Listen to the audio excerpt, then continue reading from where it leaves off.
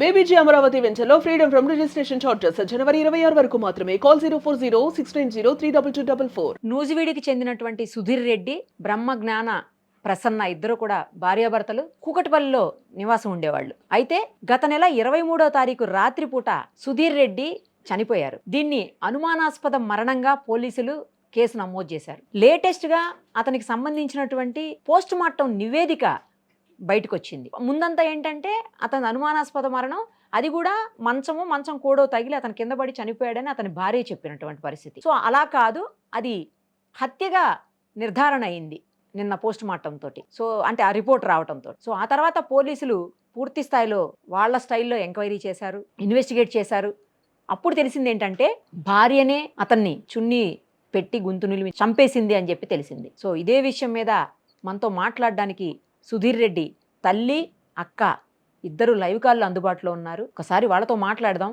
అసలు ఏం జరిగింది, ఎందుకు భార్య భర్తను చంపాల్సినటువంటి దుస్థితి వచ్చింది, ఇవన్నీ వాళ్ళతోనే అడిగి తెలుసుకుందాం. అమ్మ నమస్తే అమ్మ ఇద్దరికి కూడాను. అసలు ఏం జరిగింది? ఎందుకంటే ఎప్పుడూ కూడా ఇద్దరి మధ్యన గత కొంతకాలం నుంచి గొడవలు అవుతున్నాయి. పెద్దవాళ్ళు మీరందరూ కూడా ఇన్వాల్వ్ అయ్యి ఎన్నిసార్లు సర్ది చెప్పినా ఆ గొడవలు సద్దుమణగలేదు. తర్వాత వారం క్రితమే అతను ఒకసారి అంటే సుధీర్ రెడ్డి గారు పోలీసులకు తన మీద ఇలా హత్యాయత్నం జరిగే అవకాశం ఉంది, భార్య వల్ల ప్రమాదం ఉంది అని చెప్పి చెప్పారు అని చెబుతున్నారు. వారం తర్వాతనే మళ్ళీ ఈ ఇన్సిడెంట్ అయింది. అసలు ఏం జరిగింది, ఎందుకు చంపాల్సినటువంటి పరిస్థితి వచ్చింది? ఇద్దరు పిల్లలు కూడా ఉన్నారని చెప్తున్నారు. ఏం జరిగింది చెప్పండి అమ్మా. మాకు ఆమె క్యారెక్టర్ మంచిది కాకపోయినా చేసుకున్నాము, మాకు తెలియక చేసుకున్న తర్వాత పిడపతి నారాయణ రెడ్డి గారికి కూతురు లక్ష్మీ కుమారి అమ్మ పేరు తిరుగురు మాకు మాయ చేసి పెళ్లి చేశారమ్మా. పెళ్లి చేసిన కాడి నుంచి నేను కాంప్రమైజ్ చేసి ఏదో చెప్పి సర్దుకు పంపిస్తానే ఉన్నానమ్మా. సర్దు పంపిస్తానే ఉన్నా కూడా ఎట్లా అనుకుంటాను, ఏం కాదని కన్నబిడ్డ కంటే ఎక్కువ మంచిగా పంపిస్తాను సరే అని వాళ్ళమ్మా.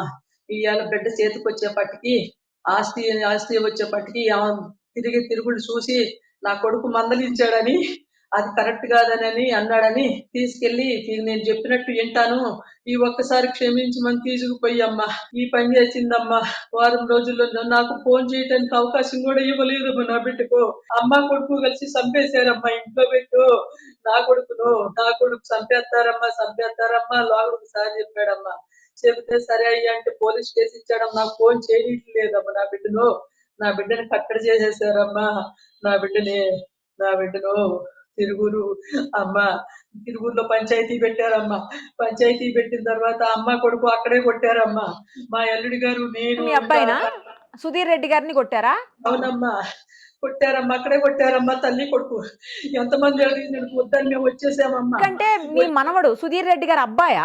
అవునమ్మా, కొడుకు పెద్దోడమ్మా. వాడికి 16 సంవత్సరాలమ్మా. ఎంత వయసు ఉంటుంది అతనికి? 16 అమ్మా. నేను అక్కడికి వద్దని యువతలకు వచ్చేసామమ్మా. ఎడాకులు తీసుకుందామని వచ్చేస్తేనమ్మా ఎమ్మటొచ్చి ఇంకేం చేయను అత్తయ్య, ఏ తప్పు చేయను, క్షమించండి అని చెప్పి నన్ను నా బిడ్డను క్షమించమని అడిగి ఉంటాం అత్తయ్య మంచిగా తీసుకుపోయిందమ్మా. తీసుకుపోయి పని చేసిందమ్మా. అమ్మా నా కొడుకు నీ పని చేసిందమ్మా. నాకు కాదు, నా కన్న బిడ్డ ఇలాంటి వాళ్ళకి శిక్షలు పడాలమ్మా. నా బిడ్డని చెప్పి శిక్ష పడాలమ్మా. నా కన్న తల్లి లాంటి వాళ్ళు అడగకుండా ఉండాలమ్మా. నేను నా తల్లి ఎందుకంటే ముందు నుంచి మంచిది కాకపోయినా చేసుకున్నాక ఏమో లేని పాప నా బిడ్డ నలుగురిలో తిరుగుతున్నాను, పరపతిగా ఉంటున్నాను, అందరూ మంచిగా ఉంటున్నారు అని చెప్పి నా బిడ్డ కుటుంబ విషయాలు చెప్పుకోకూడదని ఎవరికి చెప్పుకోలేదమ్మా. కన్న తల్లిగా నాకు ఒక్కదానికే చెప్పాడమ్మా. చెబితే వద్దయ్యా అంటే ఈసారి ఒక్కసారి క్షమించి నీ కాళ్ళ మీద పెడుతున్నాను నేనని చెప్పి నా కాళ్ళ మీద పిల్లడి కాళ్ళ మీద బతుకున్నాడు. తీసుకెళ్ళిందమ్మా. తీసుకెళ్ళి ఫోన్ కూడా లేదమ్మా నా బిడ్డ. నాకు మీ అబ్బాయికి తాగే అలవాటు ఉందా? తాగుతాడా మీ అబ్బాయి? తాగుతాడమ్మా. ఫస్ట్ లో తాగూడదు, అన్ని మానేసాడమ్మా. తాగుడు మానేసాక ఈ కర్మ వచ్చిందమ్మా. అడిగో తాగుడు మానేసాడమ్మ 2 నెలల నుంచో. తాగుతాడు, అతను తాగి తనని శారీరకంగా మానసికంగా హింసించాడు, అందుకనే ఈ పరిస్థితి ఇట్లా చంపాను అని చెప్పి పోలీసుల దగ్గర ఆమె చెప్పినట్లుగా వార్తలు వస్తున్నాయి అమ్మా. మానేసాడమ్మా. తాగుడు మానేసాడండి. హింసించడం అనేది ఎప్పుడు లేదు. అమ్మాయి మా పేరెంట్స్ ని గాని మమ్మల్ని గాని అమ్మని గాని ఎవరిని ఇంటికి రానివ్వదండి అసలు. రాని ఇంటికి రానివ్వదు, పిల్లల్ని కూడా రానివ్వదు. అయినా మా అమ్మాయి క్యారెక్టర్ ఫస్ట్ నుంచి అలా ఉంటదని మాకు తెలిసి మేము మా బ్రదర్ మంచిగా ఉండాలి, వాళ్ళిద్దరు గొడవలు చేసుకోకుండా ఉండాలని చెప్పి మేము వాళ్ళ విషయాలు ఏం కల్పించుకునే వాళ్ళం కాదు మేడం. అసలు భార్య అంటే చాలా ప్రేమమ్మా. అది స్టేట్ సెల్ వస్తాడు, క్షమించడమ్మా నా బిడ్డ క్షమించడమ్మా, ఎన్ని తప్పులు చేసిన. ఆ మాట కూడా అదే అన్నమ్మా, నీ కాళ్ళ మీద పడి ఒకసారి క్షమించు సుధీర్, అత్తయ్య క్షమించు, శుభ్రంగా ఉంటావు, మంచిగా ఉంటావు అని తీసుకుపోయిందమ్మా. నా కొడుకు తీసుకుపోయి ఈ పని చేసిందమ్మో, నా కొడుకు కనిపెట్టాడని నా కొడుకు ఈ పని చేసిందమ్మో. సునీత గారు, మీరు ఫస్ట్ అసలు చనిపోయినప్పుడు 23వ తారీఖున ఆవిడ కింద పడిపోయి చనిపోయారని చెప్పింది, లేకపోతే మంచం తగిలి చనిపోయింది ఏదో చెప్పారట కదా మీకు? 12:30కి కాల్ వచ్చింది మేడం. అంతకుముందు పంచాయతీ చేసాం, అంతకుముందు మా బ్రదర్ మాకు ఫోన్ చేసి చెప్పాడు, ఇలా కొడుతున్నారు మాకు, మమ్మల్ని నన్ను ఇలా కొడుతున్నారు. ఫోన్ చేస్తే మేము ఇంటికి వచ్చేసామన్నాం. ఇంటికి వచ్చేసిన తర్వాత మళ్ళీ వెళ్ళిన తర్వాత ఇక బానే ఉంటున్నారు అనుకున్నాం. 15 days అయింది. తర్వాత మళ్ళీ 12:30కి కాల్ వచ్చింది. కాల్ చేస్తే అమ్మాయి కాల్ చేసింది, ఏంటంటే ఇట్లా గొడవ చేస్తున్నారు సుధీర్ అంది. సుధీర్ గొడవ ఏందమ్మా, మీ గొడవ జరుగుతున్నాయి కదా, రేపు మాట్లాడదాం, పడుకోండి అన్నారు. ఫస్ట్ అన్న తర్వాత 108 కాదు, అపార్ట్మెంట్ వాళ్ళందరూ గొడవ చూస్తున్నారు, 108కి ఫోన్ చేశాను నేను, 108 వచ్చి డిక్లేర్ చేసింది చనిపోయాడు అని చెప్పింది మేడం. చనిపోయాడు, ఎందుకు చనిపోయాడు మీరు అడగలేదా? అప్పుడు అమ్మాయి గొడవ జరుగుతున్నాయి, అమ్మాయి చంపేసిందని తెలుసు మేడం మాకు, ఎందుకంటే ఆల్రెడీ డెత్ ఉందని చెప్పాడు కదా మా బ్రదరు అని. అమ్మాయి చేస్తున్న ఫోన్ పెట్టేసి మా పిల్లల్ని పంపించాము మేడం. మేము అక్కడికి అపార్ట్మెంట్ దగ్గరికి పంపిస్తే అక్కడ అమ్మాయి తలుపులు వేసుకుని ఉంది. మా పిల్లలు వెళ్ళేసరికి వాచ్మెన్ లేపారండి. వాచ్మెన్ తీసుకొని అపార్ట్మెంట్ లోపలికి వెళ్తే డోర్లు వేసుకొని కూర్చొని ఉంది అనుకుంటండి. డోర్లు కొట్టారు.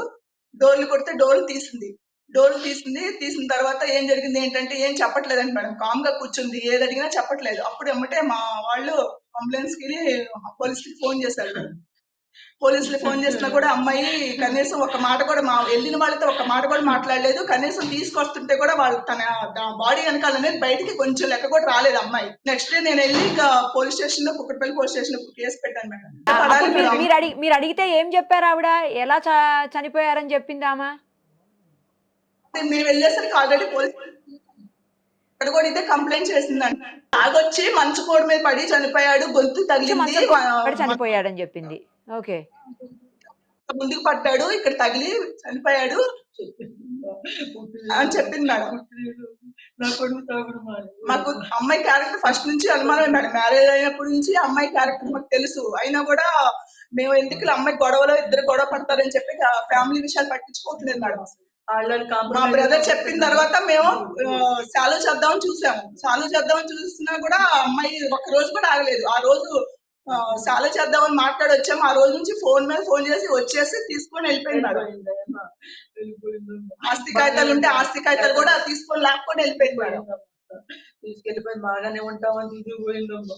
నేను వద్దొద్దన్నా కూడా తీసుకుపోయింది. వారం క్రితం ఒకసారి ఆయన, సునీత గారు, వారం క్రితమే ఆయన ఒకసారి ఆయనకి థ్రెట్ ఉందని ఆమె వల్ల పోలీసులకి చెప్పారని అంటున్నారు. మరి మీకు చెప్పలేదు ఆ విషయం? చెప్పాడు మేడం, అప్పుడు చెప్పాడు. వారం క్రితం మాకు చెప్పిన తర్వాత ఫస్ట్ కంప్లైంట్ ఇచ్చాడు. కంప్లైంట్ ఇచ్చిన తర్వాత మళ్ళీ బాగా ప్రెజర్ పెరుగుతున్నప్పుడు మాకు చెప్పాడు అనమాట. చెప్పినప్పుడు మీరైనా వెనక్కి ఇంటికి పిలిచేది ఉండే కదా, ఎందుకు ఇప్పుడు అనవసరంగా ప్రాణం పోయింది కదా అండి? పిలిచాం మేడం. పిలిచిన తర్వాత ఇంటికే వచ్చేసాడు. మాకు ఆ రోజు ఒక రోజు కిందకు వచ్చేసి నన్ను కొడుతున్నారు, మా బాడీ ఫోన్ చేశాను అనమాట. నన్ను కొడుతున్నారు బావా, నాకు భయం వేస్తుంది ఇంట్లోకి వెళ్ళాలంటే, నన్ను ఇలా కొడుతున్నారు, ఇట్లా కేసు కూడా పెట్టాను ఆల్రెడీ, నన్ను కొడుతున్నారు, ఇట్లా ఇంట్లోకి వెళ్ళాలంటే భయం వేస్తుంది అన్నాడు. అంటే మా వారి అమ్మట ఇమీడియట్ గా నువ్వు వచ్చేసాయి, ఇక్కడ నుంచి ఇక్కడ నుంచి ఇక్కడికి వచ్చేసాయి, ఇంటి లోపలికి వెళ్ళొద్దు ఇక భయం వేసినప్పుడు అని అంటే, కాదు బావా నేను బట్టలు తెచ్చుకోవాలి అన్నాడండి.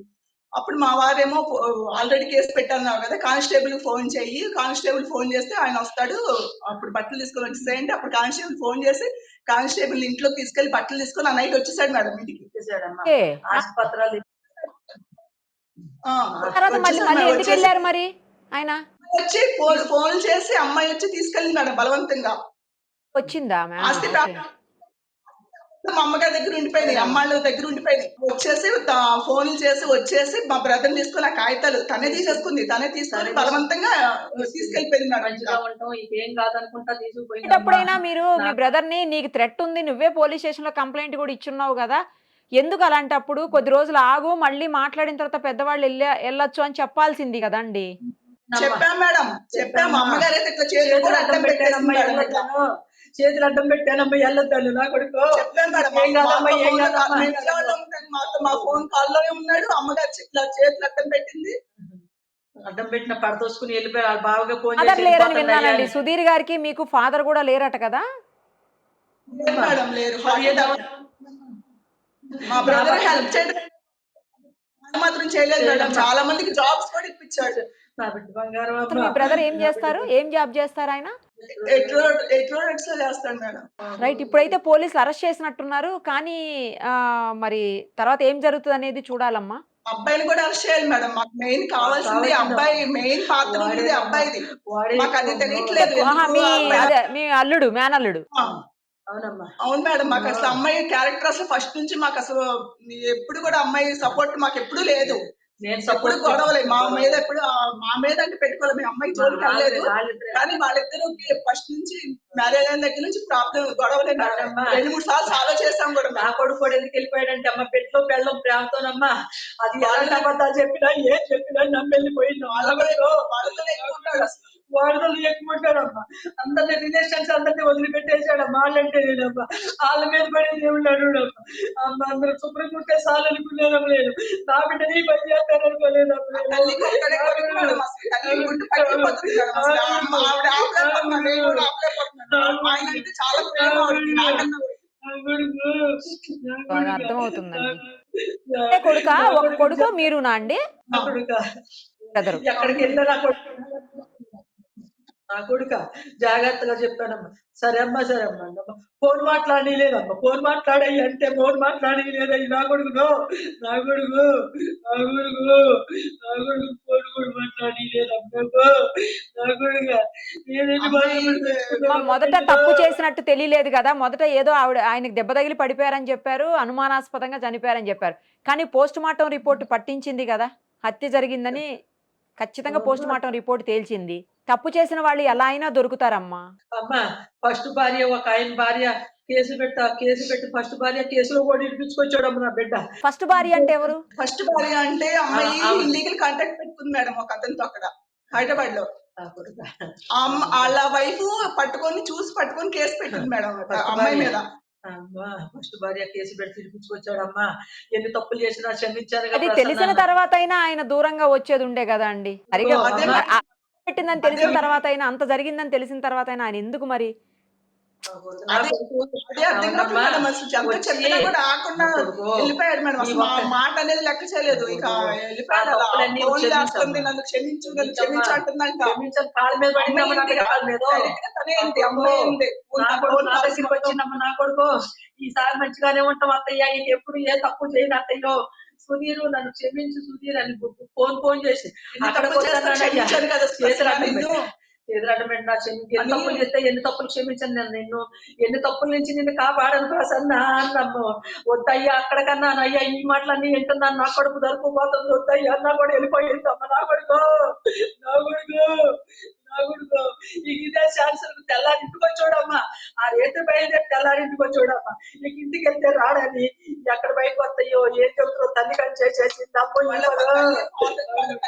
ఫ్యామిలీ కూడా మంచి క్రిమినల్ బ్యాక్గ్రౌండ్ మేడం. వాళ్ళు మాకేంటంటే వ్యవసాయం చేసుకోవడం తింటూ ఉంటుంది తప్ప మాకు ఏం తెలియదు. అసలు మా బ్యాక్గ్రౌండ్ కూడా ఇలాంటి మాకు తెలియదు. ఇది జరిగిన తర్వాత మేము షాక్ అయిపోయాం. చాకరీ చేసుకోవడం బ్యాక్గ్రౌండ్ లో ఇలాంటి అసలు ఏమీ తెలియదు.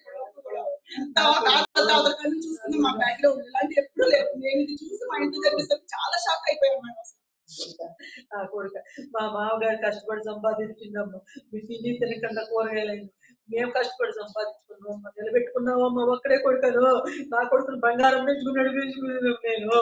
నా కొడుకు నాకు క్షమించమని తీసుకుపోయిందమ్మా. ఒక్కసారి కాదు క్షమించమని తీసుకుపోయిందమ్మా. ఎందుకన్నమ్మా ఖచ్చితంగా శిక్ష అయితే పడాలి. తప్పు చేసిన వాళ్ళకి అందులో ఎలాంటి డౌట్ లేదు. ఆ శిక్ష పడితే ఆయన ఆత్మ కన్నా శాంతి చేకూరుతుందేమో మరిగా. వాడికి కూడా నా కన్న తల్లి లాంటి ఘోషించకూడదమ్మా. ఏ బిడ్డ కోసమో నా తల్లి నా బిడ్డ కోసం శిక్ష పడాలమ్మా.